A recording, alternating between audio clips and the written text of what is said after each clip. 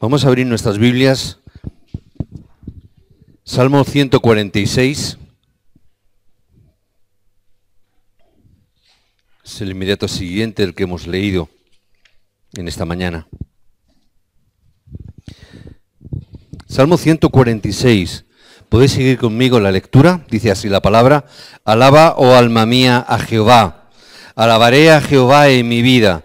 Cantaré salmos a mi Dios mientras viva. No confiéis en los príncipes, ni en hijo de hombre, porque no hay en él salvación, pues sale su aliento y vuelve a la tierra. En ese mismo día perecen sus pensamientos. Bienaventurado aquel cuyo ayudador es el Dios de Jacob, cuya esperanza está en Jehová su Dios, el cual hizo los cielos y la tierra, el mar y todo lo que en ellos hay, que guarda verdad para siempre, que hace justicia a los agraviados, que da pan a los hambrientos. Jehová liberta a los cautivos. Jehová abre los ojos a los ciegos. Jehová levanta a los caídos.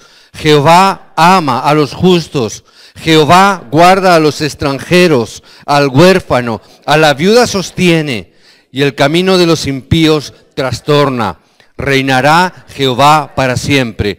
Tu Dios, oh Sión, de generación en generación. Aleluya, aleluya, aleluya. Amén. Aleluya, que hemos tenido también y estaba alabando al Señor y dando gracias a Dios por la alabanza y por el tiempo donde podemos alabar el nombre de Dios, que podemos estar juntos como pueblo, como cuerpo de Cristo, alabando y adorando a nuestro Dios. Amén. Todos sabéis que hemos viajado, tanto mi esposa y como yo, como algunos de vosotros hemos viajado varias veces a Corea, ¿verdad? Curiosamente, cada vez, o muchas de las veces que hemos viajado a Corea, nos hemos encontrado con noticias, a veces sorprendentes. Una vez, recuerdo, viajando, me contaron que un jefe importante de una importante empresa coreana, la Samsung, se había suicidado, se había tirado de uno de sus edificios. Me extrañó, me sorprendió mucho, no esperaba que un hombre tan importante, donde una empresa tan prestigiosa a nivel mundial hubiera cometido ese tipo de acto. Otro año, cuando viajé, oí que se había suicidado un político también muy importante, que había llegado a ese punto de suicidio. Otra vez, la hija de un director ejecutivo también de una empresa importante, por causas de amores, se había enamorado de un joven y el padre no estaba de acuerdo con ello, y la hija, ante esa frustración, se suicidó.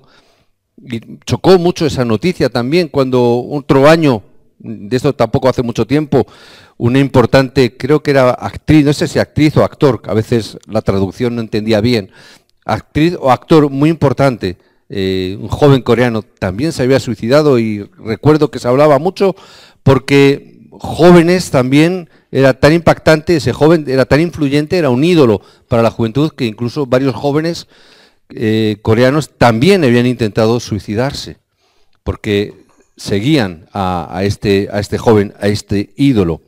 Y cuando escuchas estas cosas, entre otras muchas más, te preguntas ¿por qué harían eso? ¿Por qué llegan a ese punto, a esa situación, donde eran personas que tenían riqueza material y habían conseguido la popularidad?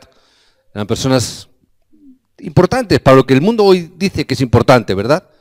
En la política, la economía, en la fama, etcétera, todo ese tipo de cosas. Y para llegar a esa respuesta, yo tengo que ver y saber que esa verdad y esa respuesta solamente la podemos encontrar en la palabra.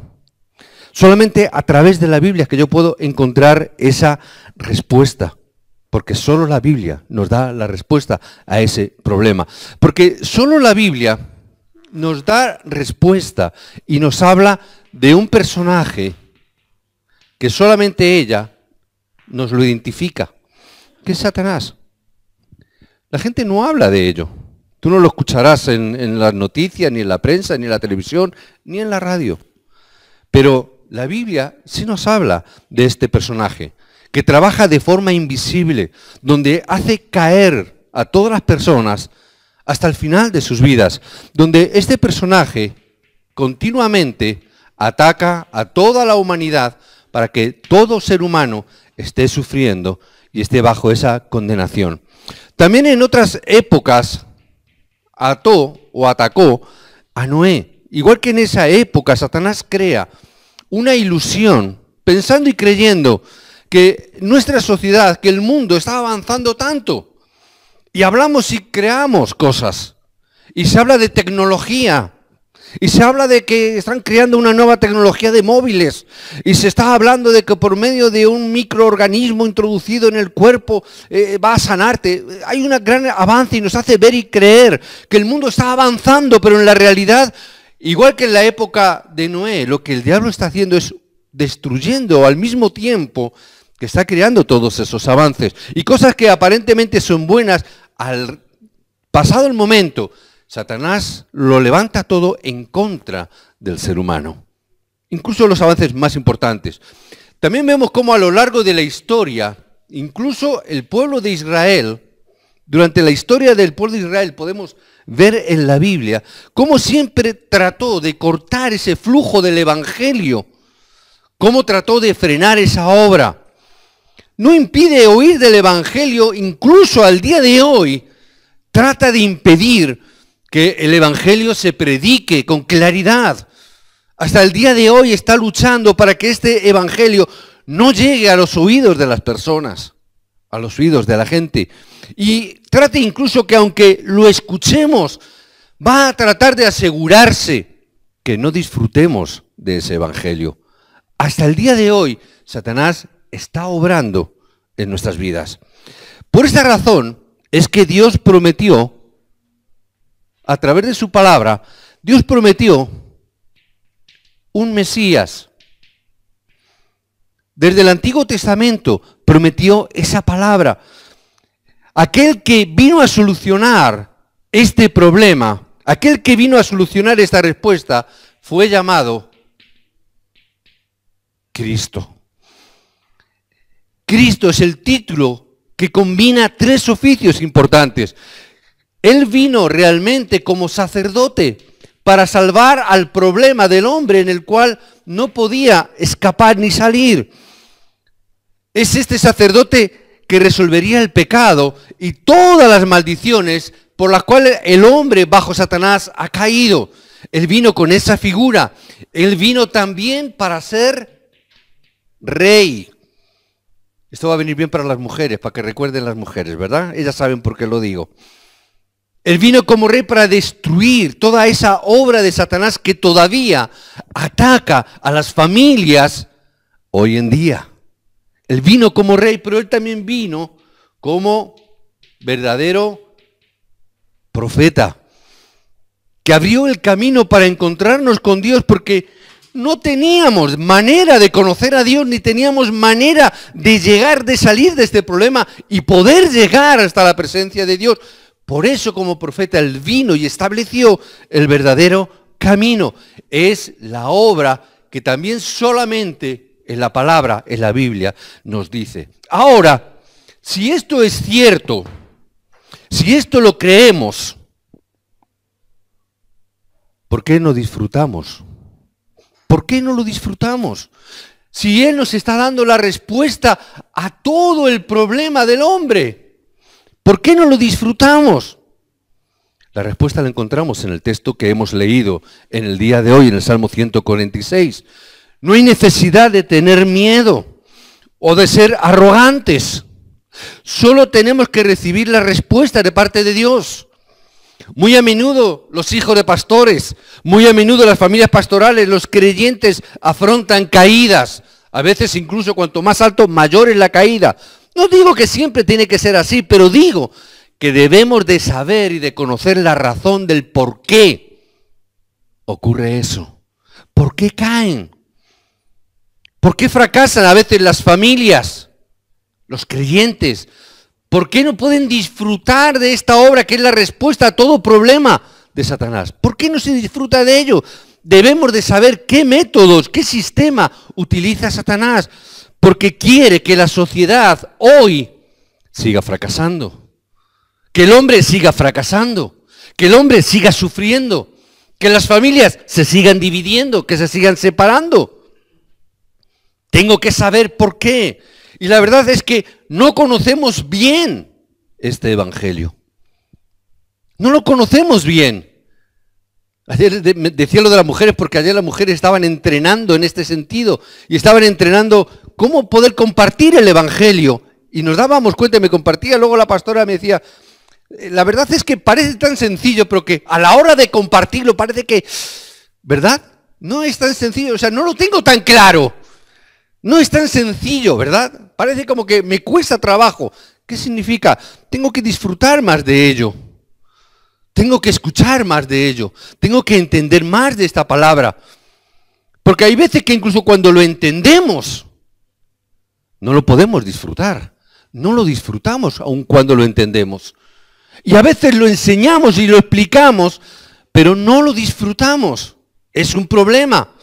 ¿Qué debemos de entender bien del mensaje de hoy?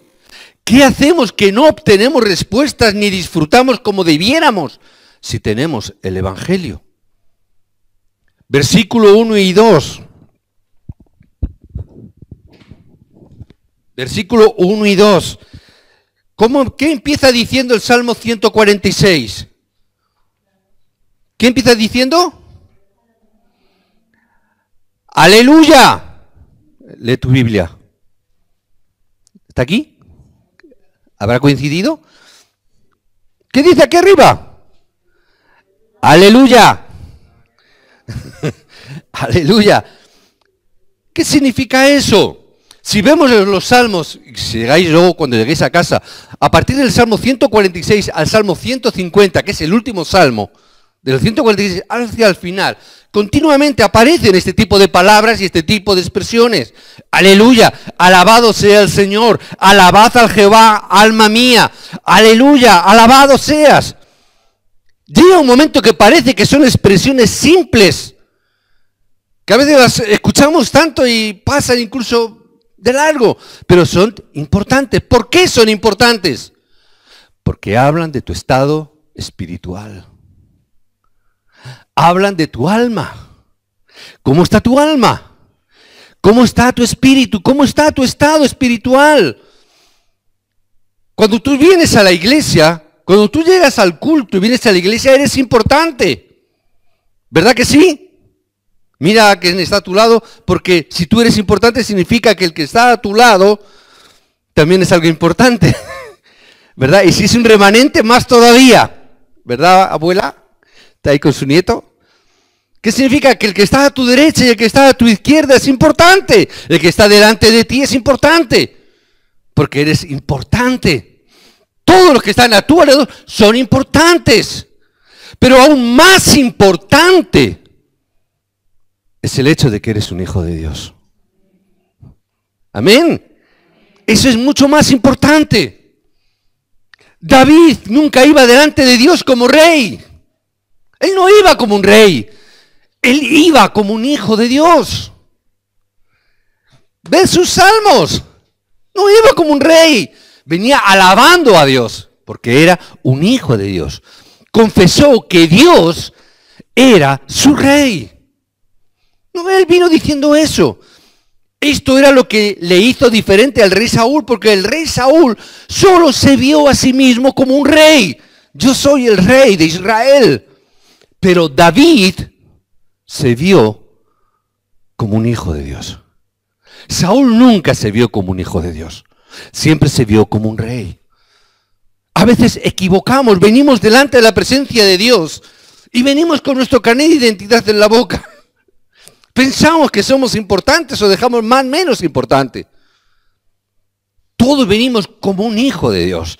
Así como tenemos que venir. Hubo otro personaje importante en las Escrituras, en capítulo Juan, capítulo 3, Nicodemo, una persona importante, que dice la palabra que fue por la noche para hablar con Jesús porque no quería ser visto por los demás. ¿Por qué? Porque tenía una posición importante en la sociedad judía. Él era uno de sus líderes influyentes, era uno de los principales del Sanedrín. Sin embargo, al final de su conversación con Jesús, Fue incapaz de llegar a la conclusión porque no pudo entender. No pudo comprender. Y Jesús le tuvo que decir estas palabras: he hablado de cosas terrenales y no crees. Y si hablo cosas naturales y no crees, ¿cómo creerás si te cuento las cosas celestiales? ¿Cómo vas a creer cuando yo digo que Dios amó de tal manera al mundo que ha dado a su Hijo unigénito para que el hombre tenga vida? Para que el hombre no se pierda, sino que venga a la vida. Si te digo las cosas naturales y no las entiendes, ¿cómo vas a entender las cosas espirituales? ¿Cómo puedes llegar a entender que Dios hizo hombre? ¿Cómo vas a entender que Cristo puede solucionar todo problema? No lo vas a entender. Porque vienes con un título, vienes con una grandeza detrás de ti. Lo que Jesús le estaba diciendo: tú eres muy importante, puedes ser un gran líder, pero necesitas la salvación, necesitas la gracia, necesitas tener la gracia de Dios. Es lo más importante para cada uno de nosotros. Por eso tengo que ver y saber, Satanás se va a asegurar, va a tratar que no creas. Cueste lo que cueste, trae caos continuamente y confusión para que tú no entiendas. Comprende esto, abre tu mente a esta verdad. Por eso es que tenemos que venir delante de Dios como un hijo. No digo que lo demás no sea importante. No digo que tengas un trabajo más o menos importante o un cargo, una posición. No digo eso. Digo que tienes que venir como un hijo de Dios. Nada más. Dispuesto a recibir la gracia de Dios. Otro personaje que encontramos en las Escrituras es Naamán, un general del ejército de Aram. Un hombre que tenía lepra. Pero un hombre que dice la palabra que guardó su lepra en secreto debajo de su gran armadura para que nadie lo viera. Pero dice que cuando una muchacha esclava de Israel descubrió que algo estaba mal en él, le dio un consejo. Mira, ve a casa de un profeta llamado Eliseo, que él puede sanarte. Este hombre Naamán se encontró con Eliseo, pero cuando lo hizo, Eliseo ni siquiera salió para saludarle, ni para recibirle. Eliseo envió a su siervo a decir a Naamán, simplemente ve y báñate en el río Jordán, vete 7 veces en el agua. Este hombre se sintió tan despreciado. Este hombre se sintió diciendo: ¿cómo ni siquiera ha salido a recibirme? Manda simplemente a un criado.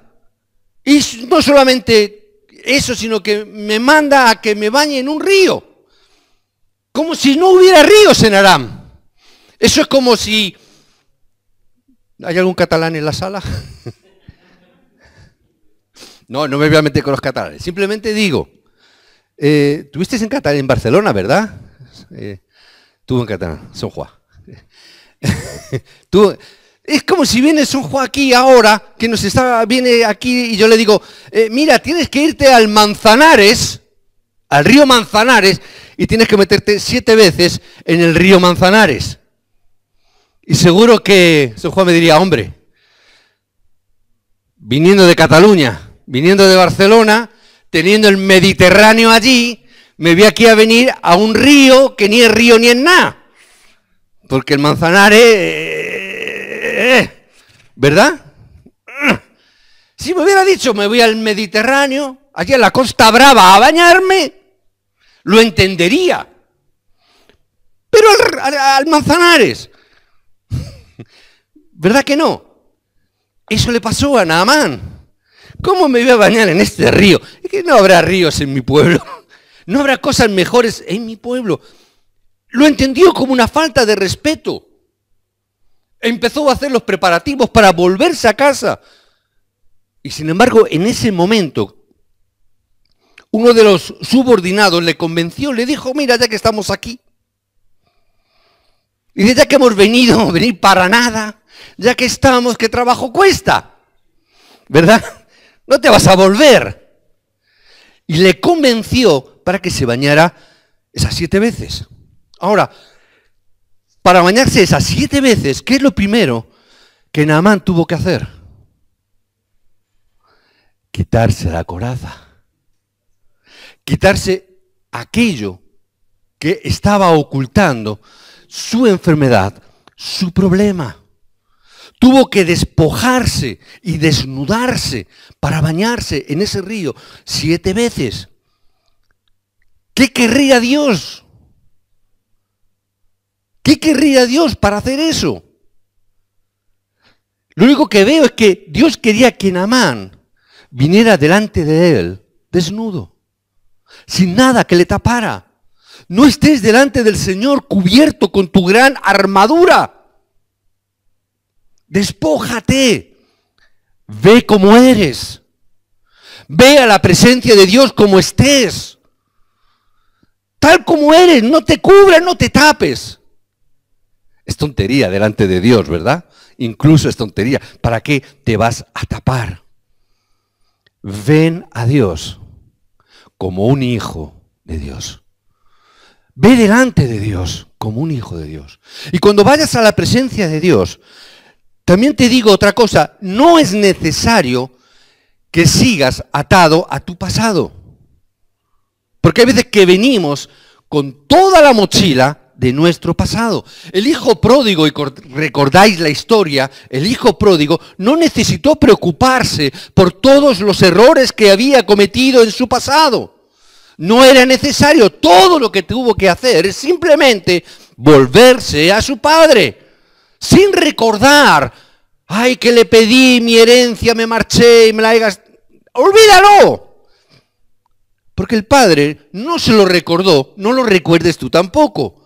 Ven delante de su presencia, sin preocuparte de estar atado a tu pasado. Debes de recordar que cuando llegas a la iglesia, no importa si eres rico, si eres pobre, no importa tu condición, ven como un hijo de Dios. No significa que tu trabajo, tu posición no tenga importancia, pero si anhelas la gracia de Dios, si anhelas su gracia, debes de venir delante de Él como un hijo de Dios. Una iglesia puede estar llena de hombres y mujeres importantes, pero la iglesia no necesita a nadie importante e impresionante. Dios no necesita a personas, hombres y mujeres relevantes. Esas personas necesitan la gracia de Dios, porque es la única manera para encontrar solución. Simplemente tienes que venir como un hijo de Dios. Y ayer me acordé, ayer sábado o el viernes, no recuerdo bien, cuando vine con mi esposa a limpiar la iglesia. Y estaba fregando por aquí. Estaba fregando. Y yo recuerdo que una mujer en la iglesia también, allí en Corea, una mujer importante, llevaba a cabo su negocio en la oficina. Era una mujer, una directora ejecutiva de una empresa importante. Iba a una iglesia pequeña. Y allí en Corea es muy habitual, como tienen varios cultos, que entre un culto y otro, entre medias se coma, ¿verdad? Es muy natural, muy normal. Nosotros cuando estuvimos allí 3 meses, hacíamos también lo mismo, comíamos en la iglesia cualquier cosa. Pero dice que esta mujer, esta directora ejecutiva, después de comer se ponía a fregar los platos y los cubiertos que se habían ensuciado. Un día, un domingo, un día de culto, vino un periodista, un reportero, a hablar con esa mujer, a hacerle una entrevista. Sabía que se congregaba en esa iglesia y fue a verla. Y cuando llegó se la encontró fregando los platos. Y este hombre, el reportero, se quedó sorprendido. Pero, ¿qué haces en esa iglesia tan pequeña? Y no solamente eso, sino fregando los platos. Tú eres una persona importante, eres una mujer, eres una ejecutiva de una gran multinacional importante. ¿Qué haces fregando platos? Y esta mujer dice que vengo a la iglesia y lavo los platos porque soy una hija de Dios. Y esta es su casa. Por eso, por tanto, yo me siento como en mi casa y yo en mi casa friego los platos. Porque soy una hija de Dios. Y yo recuerdo a un pastor muy importante en Madrid, en España. Ahora ya el hombre está jubilado, pero era muy importante. Y yo recuerdo, estando en esa iglesia, como seminarista, yo le recuerdo al pastor con su escoba, y salía a la puerta de la iglesia con su escoba, como aquí a veces ocurre, porque sabéis que se pone de hojas y de suciedad, y ese pastor empezó a barrer. Empezó a barrer. Y cuando le vieron, varias mujeres, y no creo que entre ellas creo que mi esposa también, entonces dijo, pastor, déjame la escoba que yo lo hago, yo lo hago. Y él dijo, no, este es mi privilegio, porque esta es mi casa. Cuando vengo a la casa de Dios, vengo a mi casa porque vengo, no como un invitado, vengo como un hijo de Dios. Y esta es la casa de Dios. No vengo como un ejecutivo, no vengo como una persona importante. Vengo como un hijo de Dios a la casa de Dios, que es mi casa. Por eso, hermanos, cuidados y cuidemos nuestra casa, que es la casa de Dios. Amén. Esto lo dejo para el mayordomo y para los hermanos que tengan que ver esta palabra. Amén. Estamos en nuestra casa. Por eso, ante esta situación, yo tengo que hacerme una pregunta. Y si tenéis el boletín, es el título. ¿Dónde pones tu esperanza? ¿Dónde pones tu esperanza? Versículo 3, no deposites tu confianza en quién, en príncipes, en personas importantes. No pongas tu confianza en hombres mortales que no pueden salvarse, ni pueden salvar a otros.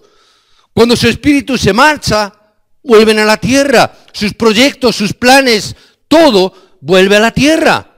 No hace muchas semanas, Botines falleció, ¿verdad? Quizás una de las personas más ricas e influyentes de España. El del Banco de Santander era, ¿verdad? El presidente del Banco de Santander, una de las mayores fortunas. Mucha gente estaba siguiendo sus consejos. Mucha gente confiaba en ese hombre. Pero murió. Punto. Se acabó. No pongas tu confianza en príncipes. Versículo 5. Bendito aquel cuyo ayudador es el Dios de Jacob, cuya esperanza está en Jehová, su Dios. ¿En quién vamos a poner nuestra confianza? En aquel, versículo 6, el cual hizo los cielos y la tierra, el mar y todo lo que en ellos hay. El Señor que permanece fiel para siempre. ¿Cuántos hombres pueden decir eso? ¿Cuántos hombres pueden decir que son fieles para siempre? Mira la televisión, aquellos consejeros de Bankia tenían que ser fieles y su fidelidad duró hasta que le dieron la tarjeta black, la negra, la tarjeta esa. Hasta ahí duró la fidelidad. A partir de ahí ya ni Izquierda Unida, ni Podemos, ni derecha, ni izquierda. Solamente su derecha del bolsillo derecho, la izquierda del bolsillo izquierdo, para ver dónde se emitía el dinero. ¿Dónde termina la fidelidad? Es algo importante. ¿Dónde debemos de colocar nuestra esperanza? ¿Dónde debe de estar puesta? Es verdad que las personas a veces estamos sujetas a las personas que amamos y ayudamos. Es verdad que padres ayudan a los hijos, hijos a los padres, amigos, familiares, se ayudan, está bien. Pero no puedo poner mi esperanza en ellos. Jamás, nunca. Bienaventurados son aquellos que pusieron su esperanza en el Señor. No en los hombres. Debes recordarlo. Tienes que recordar esta palabra. La oscuridad, el problema del diablo, no se puede solucionar si yo pongo mi confianza en un hombre, por muy importante que ese hombre pueda llegar a ser. No importa si es mi tío, mi hermano, mi padre o mi madre. Eso no soluciona este problema espiritual. No lo olvides jamás. Aquel que puede traer solución y respuesta es aquel que pone su confianza en Cristo. ¿Cuántos dicen amén? Tenemos que tener esta palabra importante, porque a partir de ahí que yo pongo mi esperanza en Cristo, es a partir de ahí que yo voy a poder empezar a recibir respuestas a mi vida. ¿Dónde pone Dios los ojos? ¿Dónde debemos de poner también nosotros, por lo tanto, los ojos? Versículos 7 al 9, podéis leerlos. ¿Dónde van los ojos de Dios? Dios no mira al rico porque sea rico, ni al pobre porque sea pobre. No es la condición de la persona. Dios pone sus ojos en aquellos que manifiestan, que confiesan, que necesitan la gracia de Dios. En aquellos que ponen su confianza en la gracia que pueden recibir de parte de Dios. ¿Sabéis? Una de las definiciones del infierno, ¿cuál es? ¿Queréis saberlo o no? Si no lo queréis saber, paso. Ah, sí. ¿No decís nada? Digo, no lo querré saber. Pero una de las definiciones es que el infierno es el lugar donde no hay ni un ápice, ni una pizca de la gracia de Dios. Porque si hubiera gracia ya no sería infierno. ¿Amén? Es el lugar donde no hay gracia de Dios. Y si no, mirad la parábola que Jesús contó, donde había un rico que le pide al padre Abraham, que estaba cuidando de ese Seol, ese Hades, lugar de los muertos, y le dice: Señor, mira a ese mendigo, Lázaro. O sea, ni rico ni pobre, ahí están los dos. Y le dice: mira a Lázaro, permítele que toque simplemente con un dedo, coja solamente, aunque sea una sola gota de agua, y la ponga en mi lengua. Eso es, y así es, de horrible el infierno. Eso nos dice que no hay ni una sola gota de la gracia de Dios en el infierno. Ni una sola gota. Dios mira a aquellos que buscan la gracia de Dios. Ahí es donde Dios está, en aquellos que buscan esa gracia. Donde no está la gracia de Dios, no hay nada. Busca la gracia de Dios. ¿Por qué tenemos que poner nuestra esperanza en Dios? ¿Por qué? ¿Es por capricho?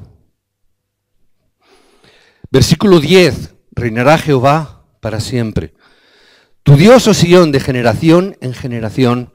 Aleluya. Él es eterno.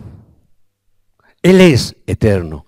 Y ya que es eterno, solo hay que poner nuestra confianza en Él para siempre.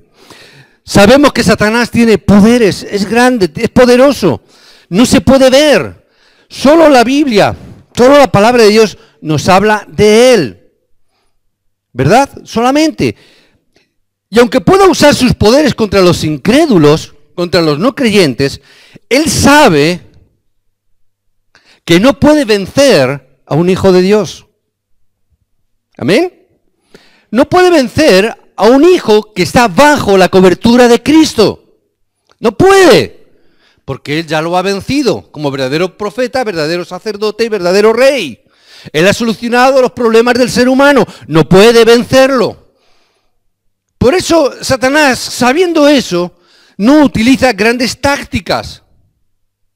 No utiliza grandes tácticas, pero nos engaña, haciéndonos olvidar que el tiempo más importante de nuestras vidas es estar en la presencia de Dios.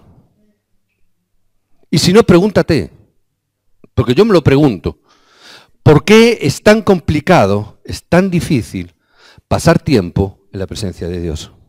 ¿Por qué será tan difícil, que cuesta tanto trabajo a los creyentes asistir a los cultos? ¿Por qué es tan difícil asistir al culto de oración? ¿Por qué es tan difícil ya no solamente salir de casa, es incluso tan complicado y difícil como dar culto en tu propia casa? ¿Por qué es tan difícil? ¿Por qué cada semana? Y me di cuenta porque evidentemente yo llego y cojo mi diario de evangelista y yo veo, digo, ¿y por qué me cuesta tanto trabajo llenar esta hojita? Y me pregunto y me di cuenta que no soy yo solo. Dije, menos mal, no soy la oveja negra de la iglesia, sino pobre iglesia, ¿verdad?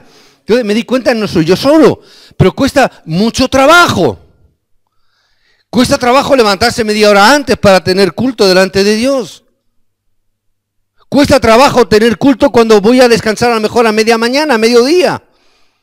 A lo mejor sí que tengo tiempo para parar y comerme el bocadillo o lo que sea, o el café, pero no tengo tiempo para pasar tiempo en la presencia de Dios. Y llego por la noche y llego tan cansado que solamente tengo fuerza para poner el mando a distancia.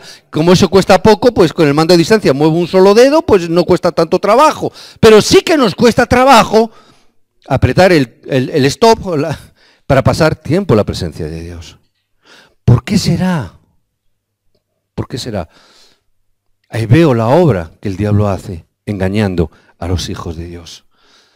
¿Qué es lo que el diablo hace? Te hace olvidar que el Evangelio es el pacto que Dios ha dado al hombre. Nos hace olvidar que esta es la palabra importante que Dios nos ha dado.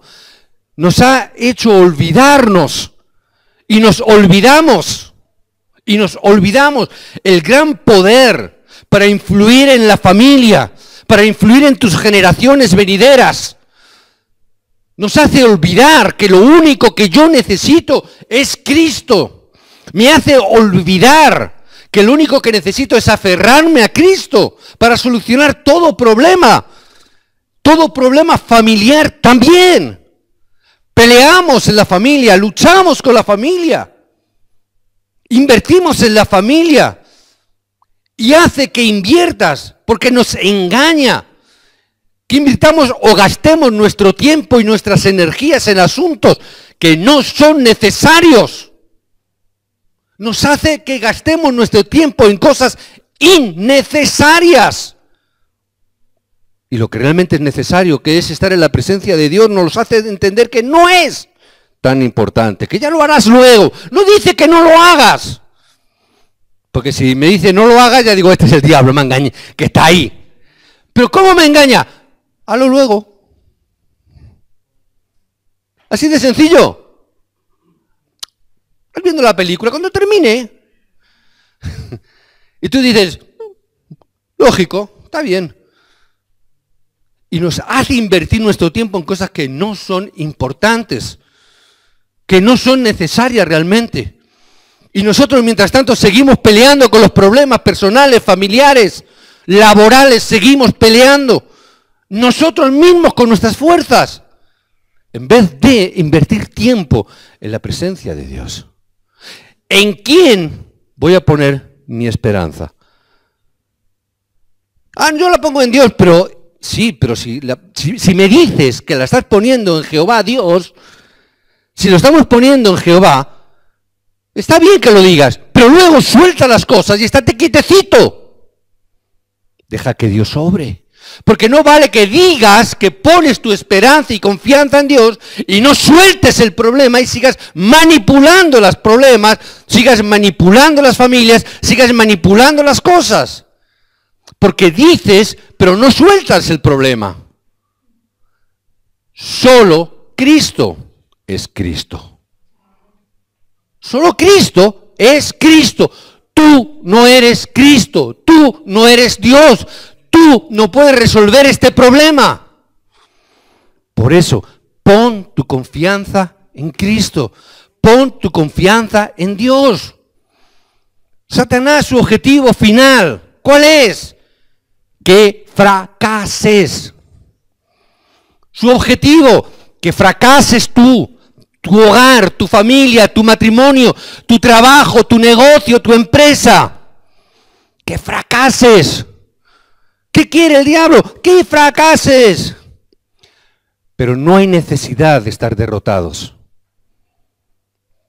Porque Cristo ya ha venido. Cristo ya ha hecho la obra. Juan 19:30, consumado es esta obra, está concluida, terminada, no hace falta. Por eso cada vez que vengas a la iglesia, yo te invito a que hagas una confesión. Lo hemos leído. Mi Dios, mi Rey, te bendeciré los domingos, eternamente, para siempre. Pongo mi esperanza en ti. Ven como un hijo de Dios, como un hijo que pone su confianza en el Padre, como el hijo que deja el problema en papá, porque tú eres Dios, mi Rey, mi Padre. Ahí donde yo tengo que estar. Y cuando tienes en tu corazón esta confesión y la hagas, recibirás respuestas. Y si tú hoy la haces, recibirás respuestas a partir de hoy. A partir de hoy recibirás esa respuesta porque estás hablando como un hijo de Dios a papá. Recibirás respuesta. Hoy inclina tu cabeza y ora. Te invito a que la hagas. Inclina tu cabeza, haz una oración. Ahora. Ora conmigo. Dios, te encomiendo todo mi futuro.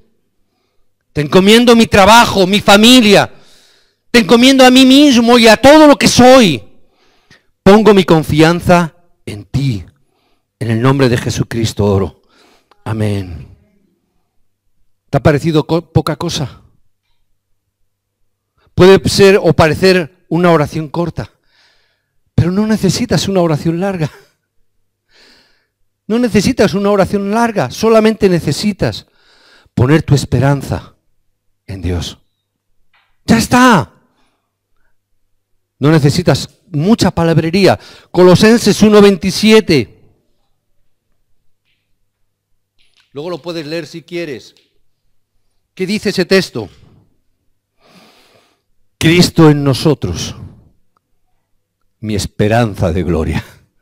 ¿Dónde está mi esperanza? Cristo en ti. No alrededor de ti, en ti. Dentro de ti. ¿Dónde está Cristo? Está en ti. Tu esperanza está dentro de ti. Amén. Cristo mi esperanza de gloria. No hay otra esperanza, es la esperanza. No hay otra esperanza.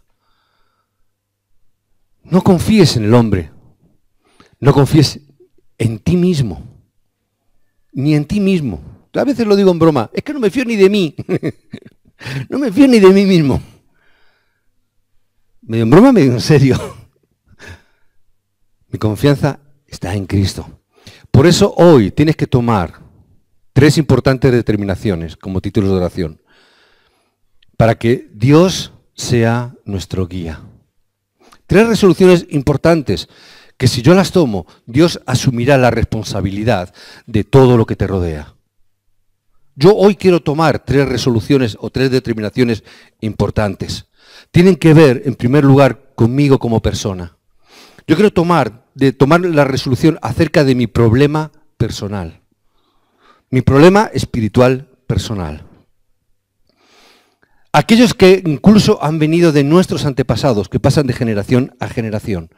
Yo tengo que solucionar ese problema espiritual que pasa de generación a generación. Dice la palabra que es de generación en generación, que reinará Jehová, y mi confianza está puesta. El problema espiritual también pasa de generación en generación. Y yo tengo que orar con esta palabra, porque de lo contrario, seguirás y flujo sin darte cuenta. Y una vez que hagas tu resolución, tu oración va a cambiar, tu situación va a cambiar. Si este pasado volverá, no lo solucionamos, volverá a perseguirte más adelante en tu vida. Ahora, como sois victoriosos, como hijos de Dios, todas las puertas se abrirán una vez que tú hagas esta resolución. Porque lo que hay que caer en el desánimo, por lo que no tenemos que desanimarnos, por lo que no tenemos que caer en la decepción, porque entonces Dios lo hará todo. Dios lo hará. La iglesia primitiva tomó esta resolución, que incluso su vida corría peligro, pero tomó esta decisión, tomó esta determinación, cortó con todo lo que había. Por eso yo sé, algunos de vosotros tenéis problemas familiares. Todos los problemas que podamos tener a nivel familiar, y tenemos que recibir gracia de Dios para entender esto, tenemos que convertirlo en nuestra plataforma. A veces los remanentes sufren mucho por las circunstancias de los padres, y hay veces que los remanentes quedan heridos. Y esas heridas quedan hasta que cuando son mayores, y cuando parece que ya todo ha pasado, parece que no ha ocurrido nada, pero más adelante en la vida surge afectando nuestras decisiones. Parece que quedó atrás, parece que está olvidado, pero en el momento menos esperado surge y nos hace desviarnos de las decisiones que tenemos que tomar delante de Dios. ¿Por qué? Porque surge la herida. Por eso tenemos que tomarlo como plataformas en nuestra vida. Salir de nuestro problema espiritual, salir de nuestro problema personal. Todos tenemos problemas, todos hemos venido de problemas. Algunos vienen de matrimonios, de familias desestructuradas o han tenido violencia en la juventud, etcétera. Posiblemente, o de pobreza, lo que sea. Pero tengo que tomarlo como una plataforma, porque ese es el mensaje que Dios me da en esta época. Amén. Tengo que verlo. Y tengo que entender también, en la iglesia, tengo que entender solo evangelio. Tengo que llegar a esta resolución. Señor, solo evangelio, porque si yo entiendo esto y trabajo y vivo conforme solo evangelio, solamente convivir, la gente lo verá. y puede ser salva al verte a ti. Solo evangelio, solo evangelio. Y luego tienes que tomar la resolución de la evangelización en medio de tu campo. Compartí ayer, si nosotros no estamos entendiendo el concepto campo, si no estamos entendiendo el concepto que Dios nos ha puesto en un lugar concreto y estratégico para la evangelización del mundo, si yo no entiendo que tengo mi campo, no voy a entender la palabra que Dios me esté dando hoy. No lo voy a entender, porque la palabra que Dios nos está dando hoy no es solamente para mí, sino que es para mí y para mi campo. Si yo no estoy entendiendo cuál es mi campo, si yo no veo mi campo y yo no voy a mi campo, no estoy entendiendo la palabra. Simplemente lo único que estoy haciendo es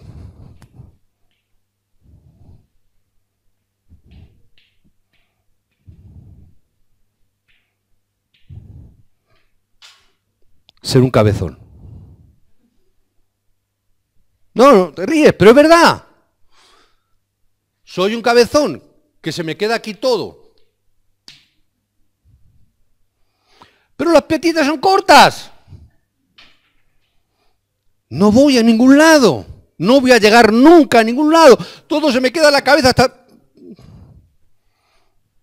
Es así. La palabra que Dios me da es para que proporcionalmente todo crezca, pero la implante en mi campo. Si no tengo campo, si yo no tomo mi lugar de trabajo, donde vivo, o el campo que Dios me determine ver, y esa palabra no la implanto en ese campo, esa palabra es muy difícil que haya respuestas. Muy difícil. Puedo ser más inteligente, poder estar más preparado, poder tener mucha sabiduría y mucho conocimiento, y de hecho hay gente que así me lo dice, no, es que Dios me ha dado un ministerio de sabiduría. Vale, para ti. Pero te estás convirtiendo en un cabezón que no va a ningún lado. Por eso tenemos que tener victoria y recibir gracia. ¿Hasta qué punto? Hasta el punto de poder libremente evangelizar. Hasta el punto tenemos que recibir la gracia de Dios, hasta que yo tenga la libertad de poder salir al campo y compartir el evangelio. Tenemos que entender esto, hermanos. Tenemos que comprender esto. Yo tengo que llegar hasta ese punto de poder salir al campo y disfrutar en el campo. Y esa palabra se cumplirá. Sí o sí, se irá cumpliendo en mi vida. Os bendigo en el nombre de Jesús. Que confiéis todas las cosas importantes y no importantes a Dios. Que pongáis vuestra esperanza en Cristo. Ponedla en Cristo. No la pongáis en los hombres. Ni siquiera en el pastor. Porque fracasarás, porque nos equivocaremos, defraudaremos. Pon la confianza en Cristo. Él es nuestra única esperanza. Padre, oramos ahora en el nombre de Jesucristo. Esa oración que hacíamos hace un ratito la queremos tomar nuevamente como una oración comunitaria, pero a un nivel personal, cada uno, cada cual. Y decimos, Señor, te encomendamos todo nuestro futuro. Quiero hacerlo de una forma personal, Señor. Quiero que sea mi futuro, mi ministerio, mi familia. Yo mismo quiero ponerlo en tus manos. Señor, quiero poner toda mi esperanza únicamente en ti. Solamente en Cristo, mi esperanza de gloria. Oro en el nombre de Jesucristo. Amén.